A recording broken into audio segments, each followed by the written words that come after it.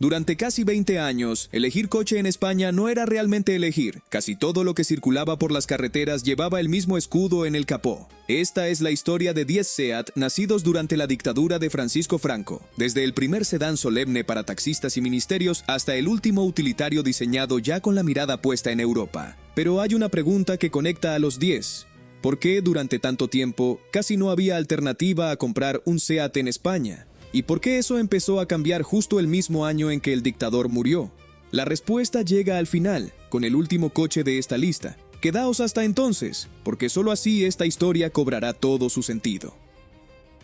Para entender por qué España tuvo un único fabricante de coches durante tanto tiempo, hay que empezar por un decreto firmado mucho antes de que existiera el primer SEAT. En 1939, recién terminada la Guerra Civil, el régimen de Franco adoptó una política económica de autarquía. Producir dentro de casa todo lo posible, restringir al máximo las importaciones y controlar desde el Estado los sectores considerados estratégicos. El automóvil era uno de ellos.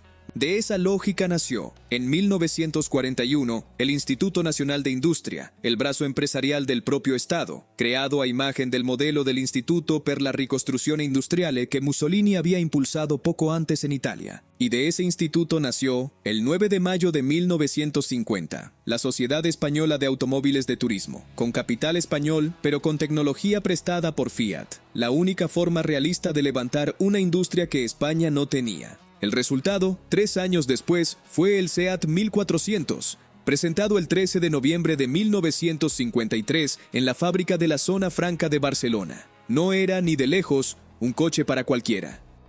Con un motor de 4 cilindros de 1.395 centímetros cúbicos y 44 caballos, capaz de superar los 120 kilómetros por hora, costaba 121.875 pesetas, una cifra que hoy, ajustada al coste de la vida, rondaría los 40.000 euros. Sus primeros compradores fueron sobre todo organismos del Estado y flotas de taxis. El propio régimen necesitaba mostrar hacia afuera que España, aislada internacionalmente tras la Guerra Mundial, era capaz de fabricar sus propios automóviles. El ritmo de producción inicial era de apenas 5 unidades diarias, con 925 trabajadores en plantilla, y al principio buena parte de las piezas llegaban en kits desde Italia. Pero ya en 1954, más del 90% del coche se fabricaba con componentes españoles, sentando las bases de toda una industria auxiliar que hasta entonces prácticamente no existía en el país. El control no terminaba en la fabricación.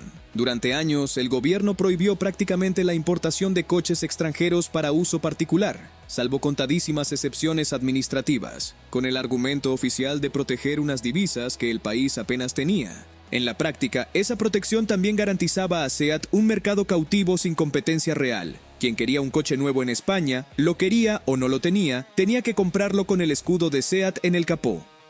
Con los años, esa misma barrera arancelaria permitiría también a otras marcas extranjeras instalarse dentro de España, fabricando en suelo español para poder vender legalmente en el mercado nacional. La francesa Renault, a través de FASA en Valladolid, o la propia Citroën, con planta en Vigo, aprendieron pronto que la única manera de vender coches a los españoles era fabricarlos también en España. El 1400 se mantuvo en catálogo hasta 1964. Con 98.114 unidades fabricadas entre berlina, familiar, taxi y furgoneta. Durante años, su silueta se convirtió en una estampa habitual en las calles de Madrid y Barcelona, vestida de negro con la franja diagonal amarilla del taxi, mucho antes de que la mayoría de las familias españolas pudiera plantearse siquiera tener coche propio. Fue un símbolo de prestigio estatal, casi solemne, pero le faltaba lo esencial, un precio al alcance de la clase trabajadora.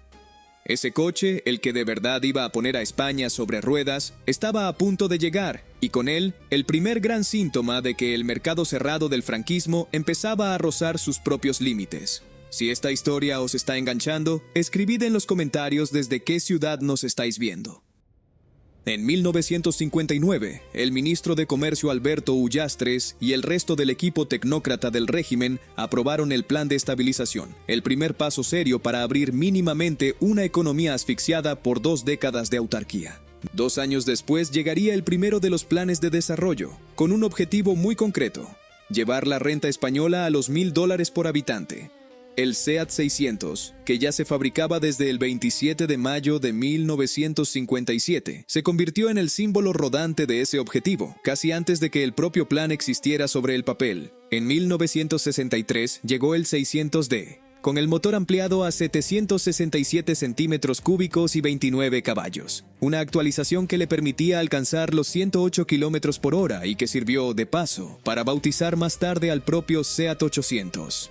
Era diminuto, motor trasero de 633 centímetros cúbicos, 21 caballos y medio, 600 kilos de peso, 95 kilómetros por hora de velocidad punta. Costaba 65,000 pesetas, el equivalente a 3 años y medio de salario medio, cuando un trabajador ganaba en torno a 8,000 pesetas al mes.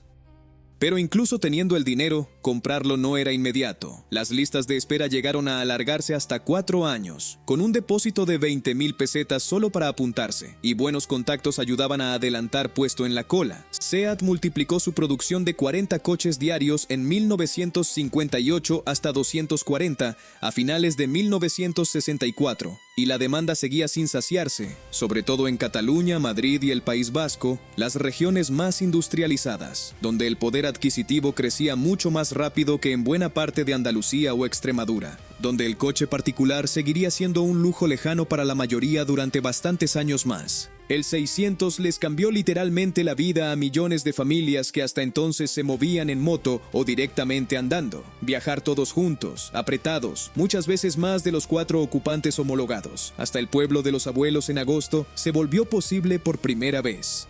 La caja de herramientas que llevaba de serie se convirtió en un ritual doméstico, porque el motor se recalentaba con frecuencia y había que apretar bien la correa del ventilador antes de cada viaje largo. Todavía hoy, casi cualquier español mayor de 60 años tiene guardada en la memoria una frase parecida: "Mi padre tenía uno igual".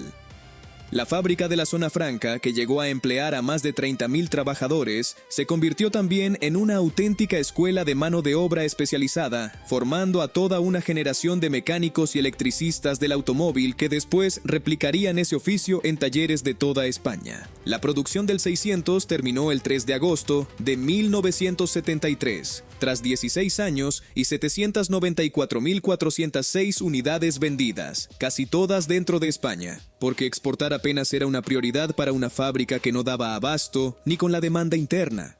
Un utilitario que en 1957 costaba 3 años y medio de sueldo se convirtió, sin que nadie lo planeara así, en la prueba viviente de que el plan de desarrollo, con todas sus limitaciones, había cambiado de verdad la vida cotidiana de millones de españoles.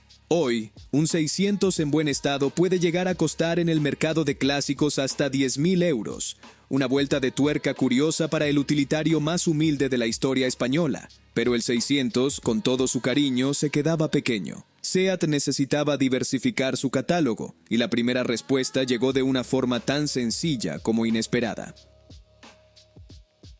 En el sector automóvil de la Feria de Muestras de Barcelona de 1959, SEAT ya había enseñado un prototipo con aspecto de furgoneta familiar, muy parecido al Fiat Multipla italiano, encargado a un pequeño taller llamado Riley. Nunca llegó a fabricarse en serie. Los defectos técnicos y el coste de producción lo condenaron tras apenas una decena de unidades. Pero la idea de fondo, ofrecer una alternativa de 4 puertas al 600, seguía sobre la mesa. Y no se abandonaría del todo hasta encontrar, unos años más tarde, la fórmula definitiva. La solución definitiva llegó por otro camino. A principios de 1963, la empresa Carrocerías Costa, en Tarrasa, presentó a SEAT un prototipo mucho más sencillo. Un 600 alargado 180 milímetros y con 2 puertas traseras añadidas. El resultado convenció, y el nuevo modelo se presentó oficialmente en junio de ese mismo año, en la Feria de Muestras de Barcelona, junto al SEAT 600D y al flamante SEAT 1500. Se llamó SEAT 800, en referencia a la cilindrada real del bloque que llevaba dentro, 767 centímetros cúbicos, redondeada según la costumbre comercial de la marca. A diferencia de la producción en gran serie del propio 600 en la Zona Franca, cada 800 se seguía montando de forma prácticamente artesanal en los talleres de Tarrasa, lo que limitaba mucho el ritmo de fabricación y encarecía cada unidad respecto a lo que costaría un coche equivalente producido íntegramente en cadena. El 800 nació con un objetivo muy concreto: hacerle sombra al Citroën 2 caballos y al Renault 4, ambos con 4 puertas y muy por delante del 600 en versatilidad familiar, en una época en la que el propio Renault ya se fabricaba en España a través de FASA en Valladolid, demostrando que el proteccionismo franquista no impedía del todo la llegada de ideas y modelos extranjeros, siempre que se produjeran en suelo nacional. Sus 2 puertas por cada lado giraban sobre un único montante central, con las delanteras abriéndose hacia atrás, como en el 600, y las traseras en el sentido normal de la marcha, ofreciendo bastante más espacio para las piernas en los asientos posteriores, aunque sin ganar ni un centímetro de anchura. La comercialización empezó en enero de 1964, a un precio franco fábrica de 75,000 pesetas, que con impuestos y accesorios podía llegar a las 90,000. A pesar de la buena idea, el 800 nunca despegó comercialmente como se esperaba. Sin motor delantero ni maletero realmente amplio, seguía pareciéndose demasiado a un 600 con 2 puertas de más, y muchos compradores preferían esperar y ahorrar un poco más para el propio 1500. Se fabricaron 18,200 unidades entre octubre de 1963 y mayo de 1967, todas ellas vendidas dentro de España, sin llegar nunca a exportarse. Hoy es uno de los SEAT clásicos más difíciles de encontrar en buen estado. Los pocos ejemplares que sobreviven se han convertido en piezas de museo para los clubes de coleccionistas, mucho más raros de ver en una concentración que el propio 600 del que provenía. Cuando el SEAT 850 llegó también en versión de 4 puertas, el 800 quedó descatalogado sin ceremonia, un modelo casi olvidado hoy, pero que demuestra algo importante. Incluso dentro de un mercado sin competencia extranjera, SEAT tenía que inventarse rivales a sí misma para seguir creciendo. Cuando SEAT presentó el 1500 en la Feria de Muestras de Barcelona de 1963, junto al recién nacido 800, dejó claro que su intención era ocupar la cúspide absoluta de la gama. Diseñado por Dante Giacosa con la colaboración de Pininfarina, con una línea de inspiración claramente americana muy alejada de las formas redondeadas del 600, el 1500 era una berlina de 4,5 metros de largo, 1,135 kilos de peso y motor delantero de 1,481 centímetros cúbicos diseñado por Aurelio Lampredi, el mismo ingeniero que antes había trabajado para Ferrari, Piaggio e Isotta Fraschini. Su carrocería, heredada en gran medida de la última versión del SEAT 1400C, convivió en el catálogo con este último durante casi un año, señal de que la demanda de coches en España, fuera cual fuera la gama, seguía sin cubrirse del todo. El precio, 142,000 pesetas, era una barbaridad para la España de 1963, además de exigir una señal de 25,000 pesetas solo para reservarlo. Esa cifra le valió al modelo un sobrenombre que ha sobrevivido hasta hoy entre los aficionados: el coche de los toreros, porque solo profesiones con ingresos extraordinarios como matadores, médicos de éxito o grandes comerciantes podían permitírselo con soltura.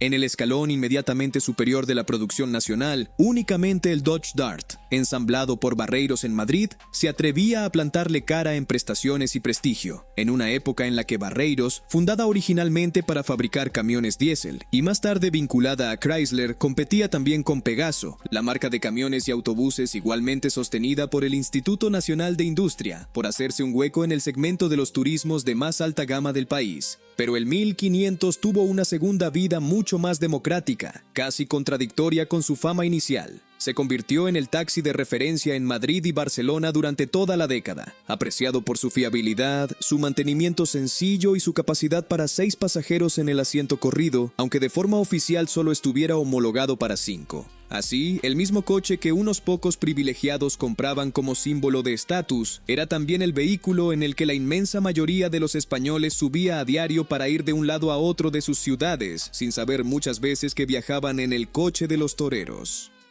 Su motor, diseñado por Aurelio Lampredi, resultó tan resistente que muchos taxistas llegaron a superar con él los 300,000 kilómetros sin una avería mecánica seria, una fiabilidad que en la España de los 60 parecía casi milagrosa. En 1969 llegó una versión diésel, con motor Mercedes-Benz, pensada específicamente para el uso intensivo del taxi, con un precio de 180,000 pesetas. La producción del 1500 se prolongó hasta 1972, dejando el testigo de la gama alta a un sucesor bastante menos recordado, el SEAT 132. Con casi 10 años en el mercado, el 1500 fue testigo de cómo la propia SEAT pasaba de tener solo 2 modelos en catálogo a ofrecer, hacia el final de su vida comercial, hasta 6 familias distintas de coches, prueba de una diversificación que la propia dictadura, con su economía cada vez más abierta, ya no podía frenar del todo. Hoy, los pocos ejemplares del llamado monofaro que sobreviven en manos de coleccionistas se consideran auténticas piezas de museo rodante, testigos de una España que empezaba a mirarse en el espejo del resto de Europa. El SEAT 850, llegado en abril de 1966, no solo sustituyó de forma progresiva al 600, también introdujo algo que la España franquista apenas conocía todavía: el automóvil como objeto de placer, y no solo de necesidad.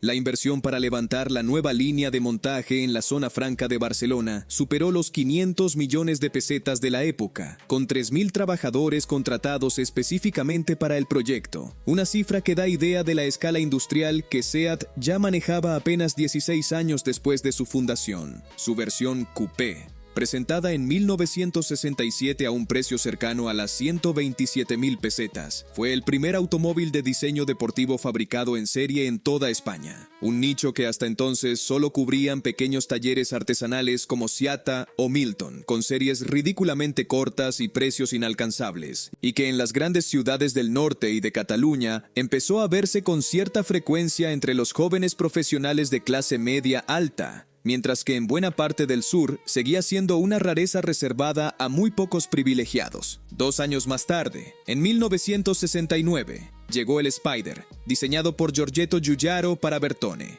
Un biplaza descapotable, ágil y bajo, con motor de 903 centímetros cúbicos y 52 caballos capaz de superar los 150 kilómetros por hora.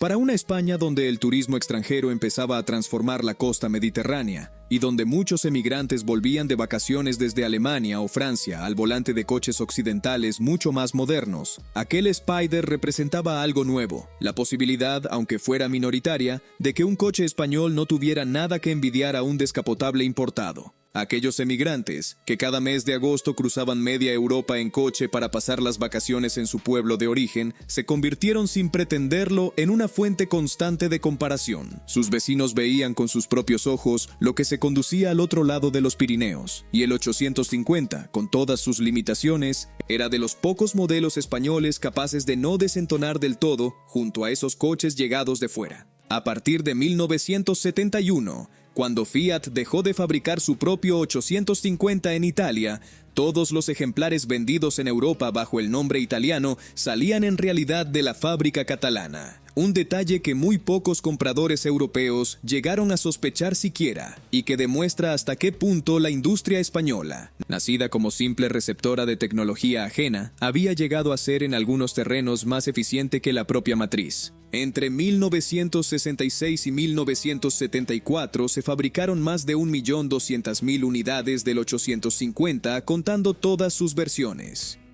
Fue, en muchos sentidos, el primer SEAT que dejó de ser puramente utilitario para convertirse también en un objeto de deseo, algo con lo que soñar más allá de la simple necesidad de moverse de un lugar a otro. También existió una versión de 4 puertas, sin equivalente italiano, pensada para las familias que necesitaban algo más práctico que el 600 sin llegar a pagar el precio de un 1500. Otra muestra de cómo SEAT aprendió con el tiempo a segmentar su propio catálogo en lugar de limitarse a copiar el de Fiat. Pero justo cuando esa aspiración empezaba a asentarse entre la clase media española, un modelo completamente distinto estaba a punto de demostrar que el propio mercado interior tenía ya sitio para algo mucho más ambicioso. Un sedán capaz de competir, por fin, con las grandes berlinas europeas de tamaño medio. En mayo de 1968, en el Salón del Automóvil de Barcelona, SEAT presentó un sedán que se convertiría, según cualquier criterio, en el coche más importante de toda su historia bajo el franquismo. El 124, fabricado a la vez en la zona franca y en la nueva planta de Landavén, en Navarra, con motor de 1.197 centímetros cúbicos y 60 caballos, fue votado coche del año en España 3 temporadas seguidas, entre 1968 y 1970. Costaba unas 144.000 pesetas, casi el doble del sueldo medio anual de la época, y se convirtió en la prueba definitiva de que la clase media española tenía por fin algo de poder adquisitivo real.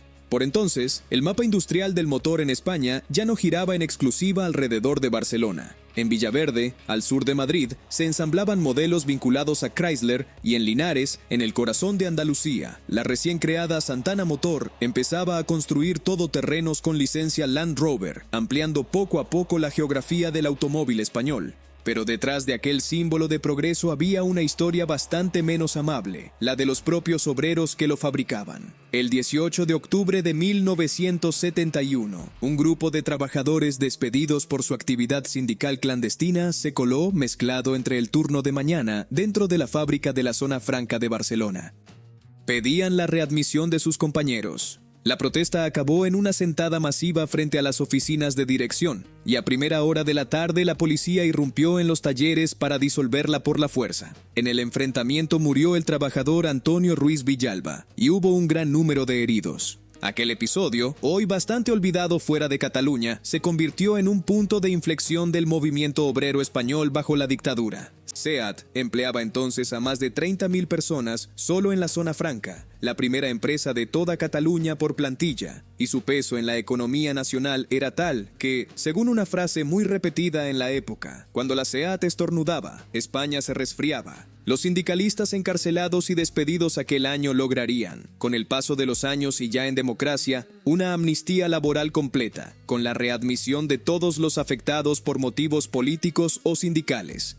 El episodio inspiraría décadas después libros, cómics y documentales conmemorativos, prueba de que la memoria de aquella jornada sigue viva entre quienes la vivieron. El 124, mientras tanto, seguía vendiéndose sin parar, con multitud de carrocerías, berlina, familiar de 5 puertas, coupé deportivo y hasta una variante de lujo, el 1430, apodada La Loca, por su carácter y sus 4 faros delanteros. Se mantuvo en catálogo durante 14 años, hasta 1981, superando en longevidad a casi cualquier otro modelo español de su generación, incluidos algunos de sus propios sucesores directos, que no llegarían a igualar ese tiempo en producción continuada. Fue, a la vez, el coche que mejor representó la prosperidad tardofranquista y el escenario de uno de los episodios más duros de la represión sindical de todo el régimen. 2 caras de la misma fábrica, 2 caras de la misma España de comienzos de los años 70. Si esta historia os está resultando interesante, es un buen momento para suscribiros al canal y activar la campanita, porque los últimos años del franquismo, con la crisis del petróleo de por medio, todavía nos reservan giros que muy poca gente conoce.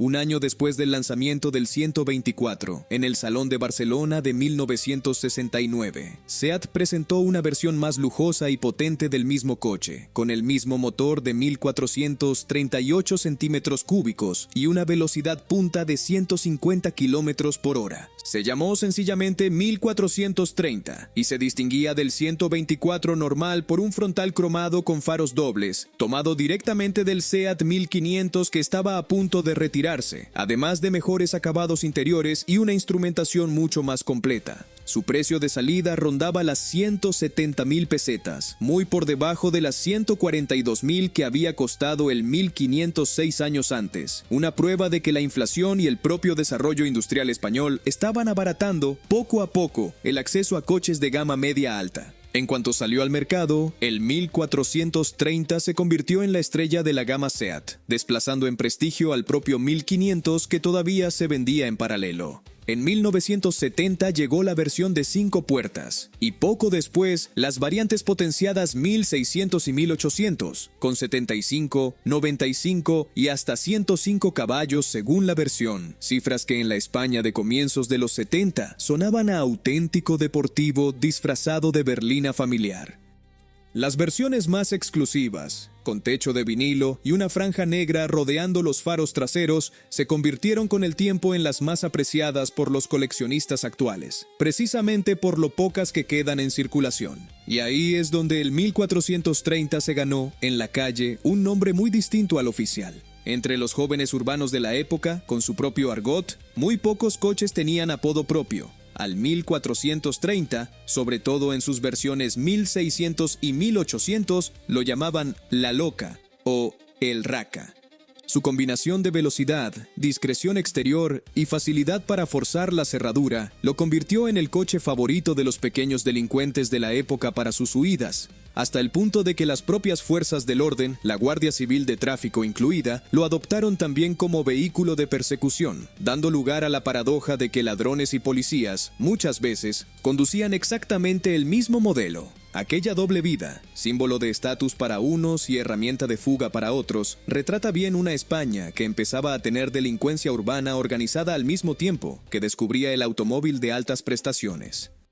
El propio nombre del modelo llegó incluso a bautizar una categoría de monoplazas de iniciación al automovilismo, la Fórmula 1430, creada en 1971 y activa en los circuitos españoles hasta mediados de los años 80. Otra prueba de hasta qué punto aquel motor se convirtió en un estándar de referencia para toda una generación de mecánicos y pilotos aficionados.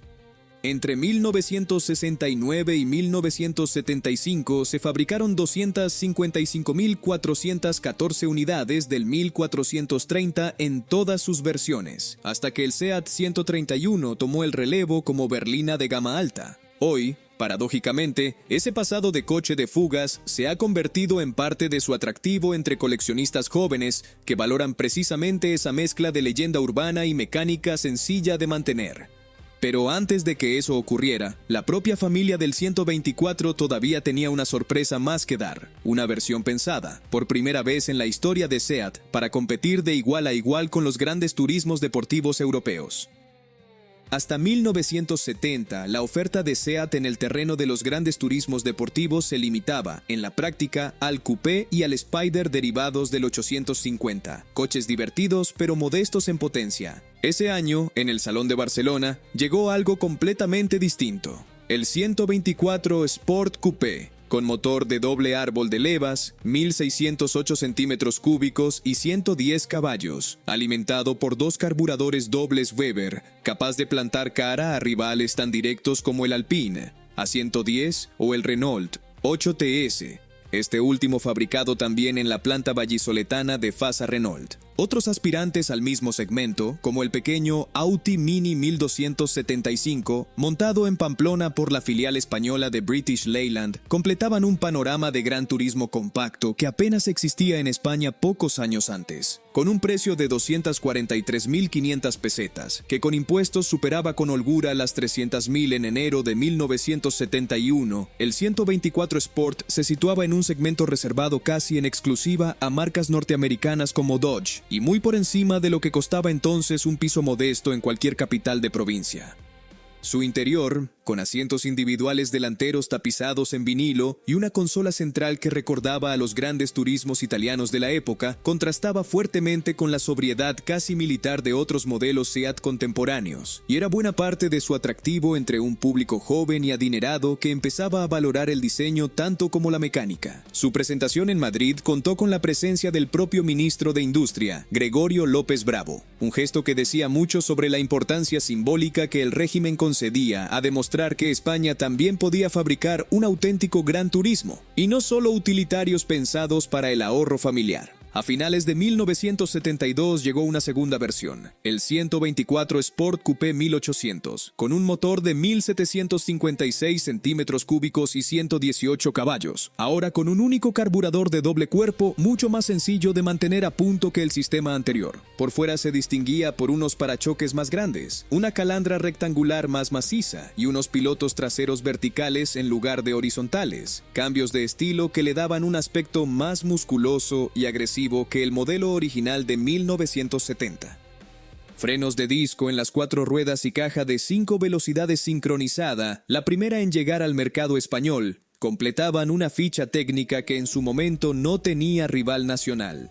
Entre las dos versiones, 1600 y 1800, se fabricaron 22.883 unidades hasta 1975, cuando el modelo se retiró sin sustituto directo, dejando a SEAT fuera del segmento de los cupés deportivos hasta bien entrada la década siguiente. El propio Salvador Cañellas y Antonio Zanini llevaron una versión especial derivada del 1430 y el 124 Sport al debut de SEAT en el Campeonato del Mundo de Rallys, en el Rally de Montecarlo de 1977, con un tercer y un cuarto puesto que demostraron que la ambición deportiva de la marca no se había quedado solo en la carretera. Hoy apenas quedan unas 25.000 unidades documentadas en toda Europa, y los ejemplares en buen estado se cotizan desde los 4.500 euros en adelante entre los coleccionistas de coches clásicos españoles. En octubre de 1973, apenas un año después de que el 127 llegara al mercado español, estalló la guerra del Yom Kippur en Oriente Próximo, y con ella la primera gran crisis del petróleo. El precio del crudo se multiplicó por 4 en cuestión de meses, y España, dependiente casi por completo del petróleo importado, sufrió el golpe con especial dureza.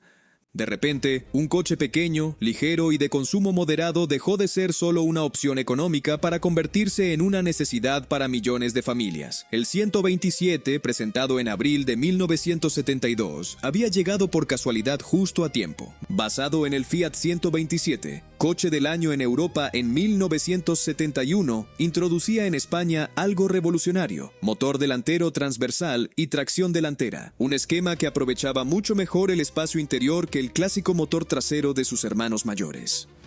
Con apenas 3 metros y 60 centímetros de largo y 700 kilos de peso, costaba 106.500 pesetas franco fábrica y ofrecía una habitabilidad que parecía sacada de un coche mucho más grande. El éxito fue arrollador. 50.000 unidades fabricadas en los primeros 6 meses, coche del año en España en 1972 y otra vez en 1973, y en 1978, 800.000 unidades acumuladas, superando el propio récord histórico del 600. En 1980 se llegó al millón. Con tantos coches nuevos circulando cada año, el Estado también tuvo que reforzar sus propios mecanismos de control. El seguro obligatorio de automóviles, vigente en España desde 1962, se convirtió en un gasto ineludible para cualquier familia que, gracias a modelos como el 127, accedía por primera vez a la propiedad de un coche.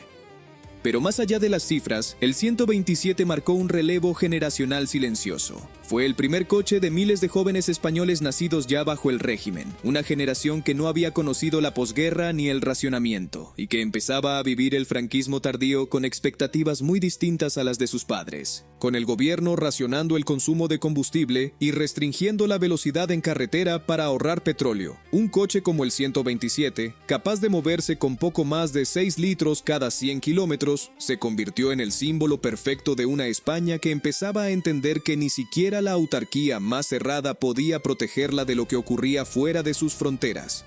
Fue, además, el primer coche de muchísimos jóvenes españoles, con esos colores vivos, amarillos, verdes y rojos, tan característicos de la época y tan difíciles de encontrar hoy en buen estado, porque miles de unidades acabaron desguazadas sin que nadie pensara entonces en conservarlas. La producción se prolongó, ya bajo el nombre SEAT Fura, tras el rediseño de 1981, hasta 1983, con más de 1.300.000 unidades fabricadas en total. Entre ellas también una furgoneta comercial derivada de la carrocería original, muy utilizada por pequeños negocios familiares de reparto en todo el país. Pero mientras el 127 resolvía el problema del día a día, un modelo mucho más pequeño y discreto estaba a punto de cerrar, de la forma más simbólica posible, toda una época de la historia de SEAT. En mayo de 1974, en la isla de Ibiza, con la actriz sueca Úrsula Andrés como madrina de excepción, SEAT presentó a la prensa europea el 133.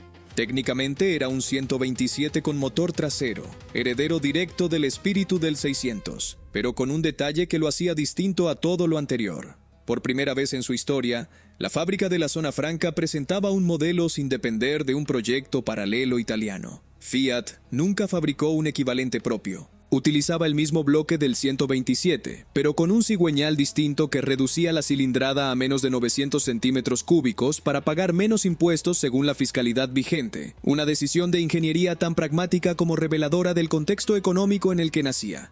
El objetivo, según la propia dirección de SEAT, era aumentar las exportaciones sin hacerle sombra a la matriz italiana en su propio catálogo, y así el 133 se vendió por toda Europa, con más de la mitad de sus casi 191.000 unidades destinadas a mercados extranjeros. La elección de una estrella internacional como madrina no era casualidad. SEAT quería demostrar que ya no era solo una fábrica local bajo licencia, sino una marca capaz de competir fuera de sus fronteras, justo cuando España empezaba a asomarse, tímidamente, al resto de Europa. Y aquí está la clave para entender la pregunta con la que empezamos este video. Desde 1939, la política de autarquía había prohibido de facto la importación de coches extranjeros para uso particular, protegiendo a SEAT de cualquier competencia real dentro de España. Esa barrera nunca fue absoluta del todo. Desde los años 60, otras marcas como Renault, Citroën o Chrysler habían levantado sus propias fábricas en suelo español, bajo el mismo paraguas proteccionista que blindaba también sus ventas frente al producto realmente importado desde fuera. Pero la fórmula, en el fondo, seguía siendo la misma: fabricar dentro para vender dentro, con aranceles que hacían casi imposible competir desde fuera. El 20 de noviembre de 1975, apenas un año después de la presentación del 133, murió Francisco Franco. La producción del modelo se prolongó hasta 1979, ya en plena transición, mientras el nuevo gobierno negociaba los primeros pasos hacia una economía más abierta, con los pactos de la Moncloa de 1977 como punto de partida. Fue un proceso lento, que solo se completaría de verdad 11 años más tarde, con la entrada de España en la Comunidad Económica Europea en 1986. Pero el camino ya estaba trazado. Cada rebaja arancelaria, cada acuerdo comercial firmado en aquellos años iba desmontando poco a poco el andamiaje proteccionista que había sostenido durante más de 3 décadas el mercado cerrado del automóvil español. El 133, con su motor trasero ya casi anacrónico frente a la tracción delantera que el propio 127 había puesto de moda, fue en ese sentido el último gran símbolo de una época que se acababa a la vez que su fabricante. La España que compró el 133 seguía siendo, en gran medida, la España del monopolio automovilístico. La España que dejó de fabricarlo 5 años después ya empezaba a vislumbrar un mercado donde SEAT tendría, por fin, competidores de verdad llamando a la puerta desde fuera. Escribid en los comentarios cuál de estos 10 SEAT os habría gustado tener en el garaje de vuestra familia y sobre qué otro tema de la automoción española queréis el próximo vídeo. Y si esta historia os ha gustado, dadle a me gusta, suscribiros al canal y activad la campanita. Quedan muchas más historias de la España sobre ruedas por contar. Del taxi solemne del 1500 a la fábrica ocupada por sus propios obreros, pasando por la loca que usaban a la vez ladrones y guardias civiles. Los 10 SEAT de la época de Franco cuentan, sin proponérselo, la historia entera de un país que aprendió a fabricar coches antes de aprender a elegir libremente cuál comprar. Y aún así, casi ningún español que vivió aquellos años se queda indiferente cuando ve pasar uno de estos modelos por la carretera. Si habéis llegado hasta aquí, contadnos en los comentarios cuál de estos 10 SEAT conocíais menos antes de este vídeo.